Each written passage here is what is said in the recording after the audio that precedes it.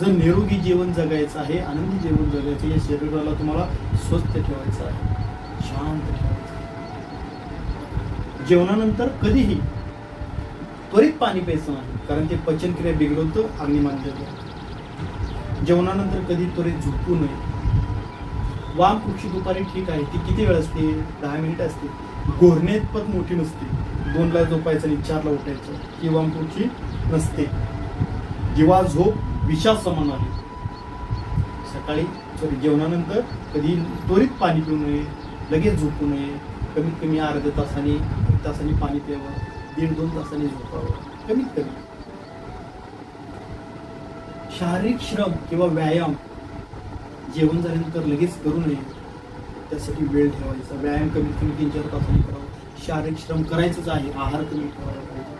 ज्यानंतर 2 तासानंतर वगैरे तुम्ही झोपणार आहात तर त्यावेळेस तुमचा आहार असेल. लगेच शारीरिक श्रम अतिप्रमाण असेल तर तुमच्या शरीरामध्ये ते काय करतं, अन्न व्यवस्थित पचन होऊ देत नाही. जेवणानंतर त्वरित फळे खाणे टाळा, कारण ते पचनक्रियेमध्ये अडथळा निर्माण करतो.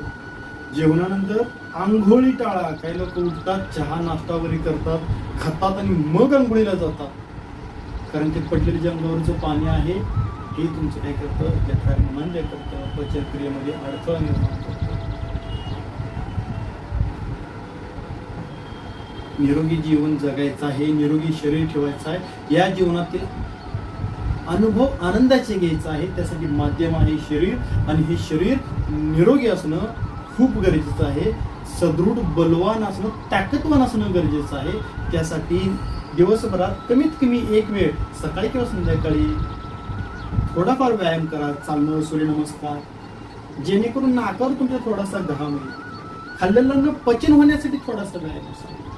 2-3 किलोमीटर चाला, थोडेसे सूर्यनमस्कार घाला, सूक्ष्म व्यायाम करा, जेणेकरून शरीर तुमचं निरोगी राहील.